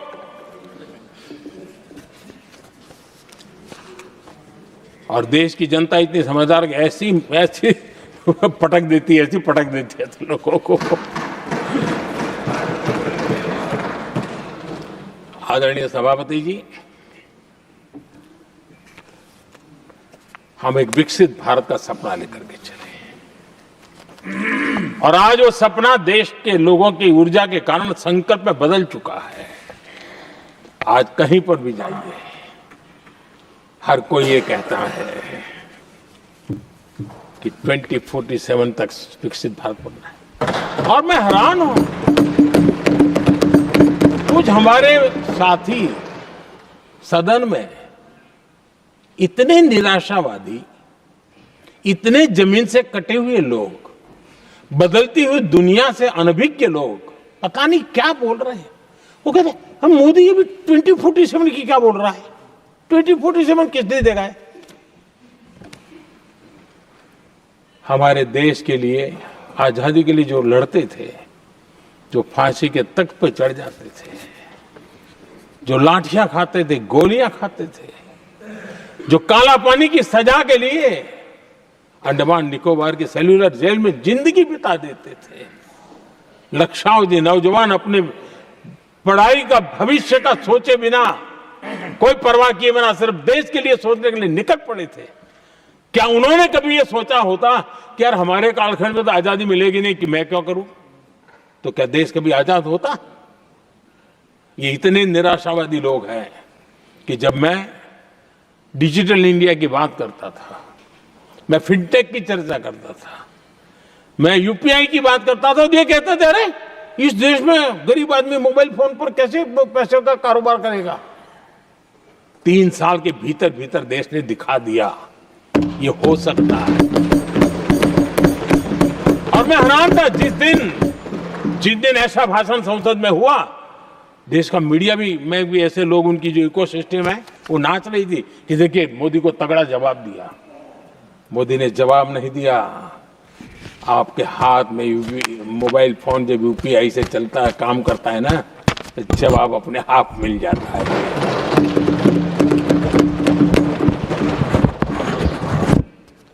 आदरणीय सभापति जी, कांग्रेस के समय एक व्यंग चला करता था और आमतौर पर कहा और सीरियस नेचर की चर्चा में भी आता था, हंसी मजाक में भी आता था। इंडिया मिस द बस, ये कॉमन वर्ड हो चुका भाई, मौका गंवा दिया, बाजी हाथ से चली गई। इंडिया मिस द बस, ये हमेशा होता था।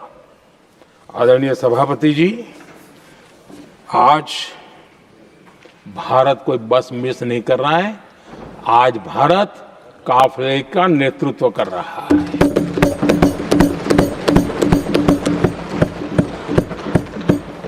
आदरणीय सभापति जी, देश का भविष्य उज्जवल बनाना है, वर्तमान भी उज्जवल बनाने के लिए अविरत कार्य करना होता है।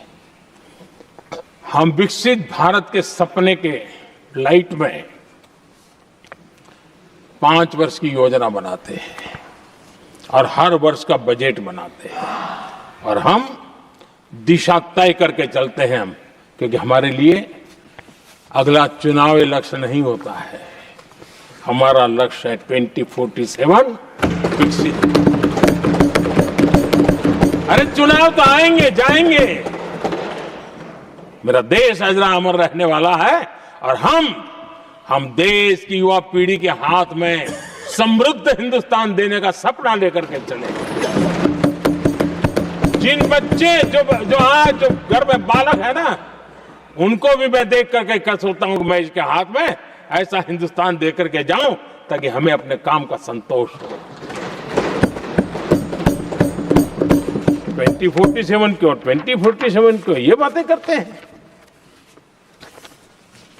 आदरणीय सभापति जी, आज जिस प्रकार से हम इनिशिएटिव लिए, चाहे स्पेस हो, साइंस हो, टेक्नोलॉजी हो, समंदर की गहराई हो, जल थल नभ अंतरिक्ष, हर क्षेत्र में नए संकल्प, नई ऊर्जा, नए कदम और नई सिद्धियों को लेकर के देश आज आगे बढ़ रहा है। हम ग्रीन हाइड्रोजन पर काम कर रहे हैं, हम आने वाले युग को समझ पा रहे हैं, हम क्वांटम कंप्यूटिंग की बात कर रहे हैं, हम एआई मिशन को लेकर के चल रहे हैं और आज दुनिया मानने लगी है कि एआई मिशन भारत बहुत कुछ दुनिया को दे सकता है। ये विश्वास आज दुनिया में बना है। आज दुनिया में क्रिटिकल मिनरल रेयर अर्थ राजनीतिक हथियार बन गया है। हम उस पर फोकस कर रहे हैं ताकि कभी भारत को किसी के पास हाथ फैलाने की नौबत ना आ जाए। आदरणीय सभापति जी, ऐसे तो अनगिनत प्रोजेक्ट हैं जिसमें विदेश का इन्वेस्टमेंट आना ही आना है, क्योंकि अब हर किसी को अपना भविष्य भारत की भूमि में नजर आ रहा है। हर किसी को अपना भविष्य भारत की टैलेंट के भरोसे नजर आ रहा है। हर किसी को भविष्य भारत के उज्जवल भविष्य के साथ खुद के उज्जवल भविष्य को जोड़ करके दिखता है। और इसलिए दुनिया आज विकसित भारत की बात हम क्यों कर रहे हैं, जिनके दिमाग में नहीं पड़ता है, दुनिया को समझ आ रहा है कि भारत ने सही दिशा पकड़ी है। चलो अब चर्चा वहां चल रही है कहीं हम बस न चुक जाए। कल तक चर्चा चलती थी इंडिया बस मिस करता है, अब दुनिया को लगता है अब हम लेट न हो जाए, वहां आने की स्पर्धा चल रही है। आदरणीय सभापति जी, आने वाला समय भारत के लिए अवसरों से भरा हुआ है, भारत के नौजवानों के लिए अवसरों से भरा हुआ है। भारत के उज्जवल भविष्य के लिए मैं पूरी संभावनाएं रेखांकित कर सकता हूं, मैं देख सकता हूं और उसके दिशा में नीतियां बनाकर हम आगे चल रहे हैं। हम इसको और मैं चाहता हूं, मेरे देशवासियों को निमंत्रण देता हूं और मैं देशवासियों को आज सदन से भी कहना चाहूंगा, मैंने मन की बात में भी इसका उल्लेख किया था, मैं यहां पर सभी माननीय सांसदों से भी कहूंगा कि आप भी अपने अपने क्षेत्र में ऐसे लोगों को बताइए, जब दुनिया भर में इतने अवसर पैदा हुए हैं, उसको स्थायित्व तब मिलता है जब हम उत्तम प्रकार की चीजों को लेकर के जाए, हम क्वालिटी को कॉम्प्रोमाइज न करें। मुनाफा कम क्यों न हो, लेकिन क्वालिटी को हम निरंतर उत्तम करते जाएंगे। इनोवेशन करना पड़ेगा, करेंगे, रिसर्च करना पड़ेगा, करेंगे, प्रोडक्ट में मटेरियल बदलना पड़े तो बदलेंगे, लेकिन हम दुनिया में क्वालिटी की दृष्टि से उत्तम हो, तब जाकर के जो आज राजनीतिक दृष्टि से जो निर्णय होते हैं उसका बेनिफिट लेने के लिए हमने पीछे नहीं रहना चाहिए। मेरे देशवासियों से मैं आज यही आग्रह करूंगा कि आप क्वालिटी के विषय में मेरा साथ दीजिए, क्वालिटी में कॉम्प्रोमाइज ना करिए। आप देखिए दुनिया सिर्फ और सिर्फ made in India, made in Bharat, made in India, made in Bharat, इसके लिए गीत गाने लग जाएगी। आदरणीय सभापति जी, मैं कांग्रेस के मित्रों का भी आज आभार व्यक्त करता हूं कि कम से कम मुझे, उनको पता था, पहले प्रयोग कर चुके थे, पिछले 10 साल में मुझे 5-6 बार इस प्रकार से बोलने से रोका गया, लेकिन उनको मालूम था एक बार शुरू होता हूं तो रुकता नहीं। और मैंने कहा था एक बार एक अकेला, तो अब अनुभव से सीख गए कि इसमें कोई दाल गलने वाली नहीं है, तो समझदारी से काम लिया और ऐसी समझ उनको निरंतर मिलती रहे, ये भी मैं प्रार्थना करता रहूंगा। आदरणीय सभापति जी, मैं राष्ट्रपति जी के उद्बोधन में योगदान देने वाले सभी सांसदों का भी आभार व्यक्त करता हूं। जो भी उत्तम विचार यहाँ प्राप्त हुए हैं, उत्तम विचार देश की प्रगति में जरूर काम आएंगे, ऐसा मैं विश्वास देता हूं। और आदरणीय राष्ट्रपति जी का इस संबोधन के लिए मैं हृदय से आभार व्यक्त करते हुए मेरी वाणी को विराम देता हूं। बहुत बहुत धन्यवाद।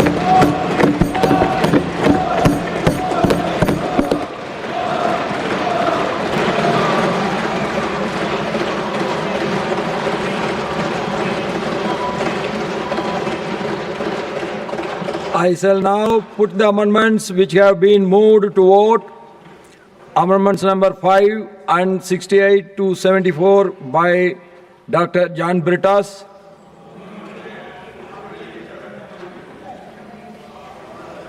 I shall now put the amendments to vote. Those in favor will please say aye. Those against will please say no. I think the noes have it, the noes have it, the noes have it. Amendment numbers 5 and 68 to 74 are negatived. Amendment number 25 to 31 by Professor Manoj Kumar Jha. Not present. John Peters also not present.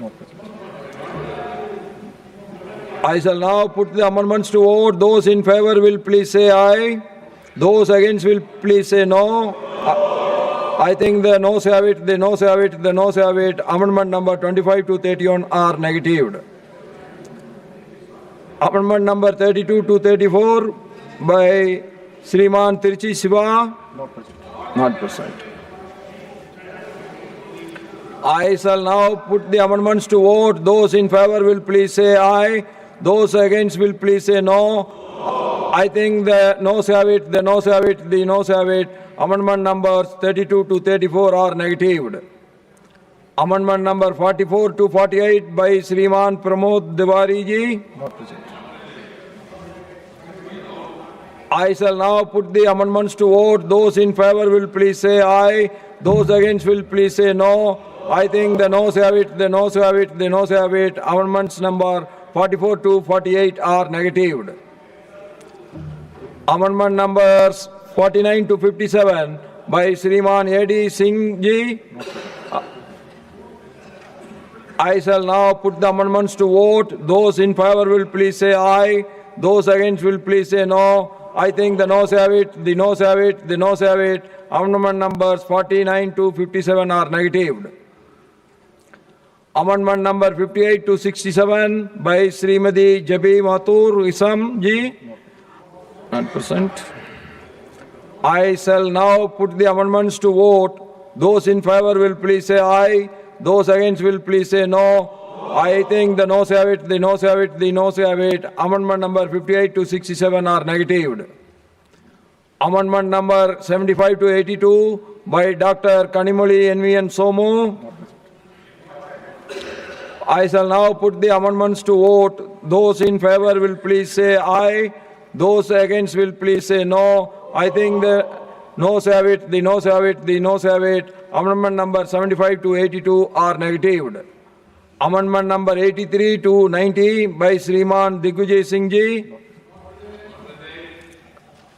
I shall now put the amendments to vote. Those in favor will please say aye. Those against will please say no. I think the noes have it, the noes have it, the noes have it. Amendment number 83 to 90 are negatived. Amendment number 91 to 100 by Sriman Rajendra Gupta ji. I shall now put the amendments to vote. Those in favor will please say aye. Those against will please say no. I think the noes have it, the noes have it, the noes have it. Amendment numbers 91 to 100 are negatived. Amendment numbers 101 to 107 by Sriman P.P. Sunir ji. Absent? Yes. I shall now put the amendments to vote. Those in favor will please say aye. Those against will please say no. I think the noes have it, the noes have it, the noes have it. Amendment numbers 101 to 107 are negatived.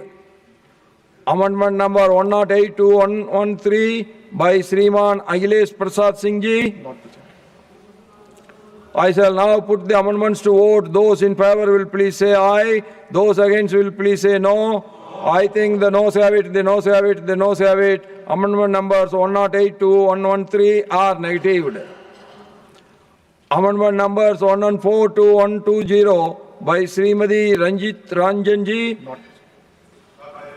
I shall now put the amendments to vote. Those in favor will please say aye. Those against will please say no. I think the noes have it, the noes have it, the noes have it. Amendment numbers 114 to 120 are negatived. I shall now put the motion to vote. The question is that an address be presented to the President in the following terms: that the members of the Rajya Sabha assembled in this session are deeply grateful to the President for the address which he has been pleased to deliver to both houses of Parliament assembled together on January 28, 2026. Those in favor will please say aye. Aye. Those against will please say no. I think the ayes have it, the ayes have it, the ayes have it. The motion is adopted. The House stands adjourned to meet at 11 a.m. on Friday, the 6th February 2026.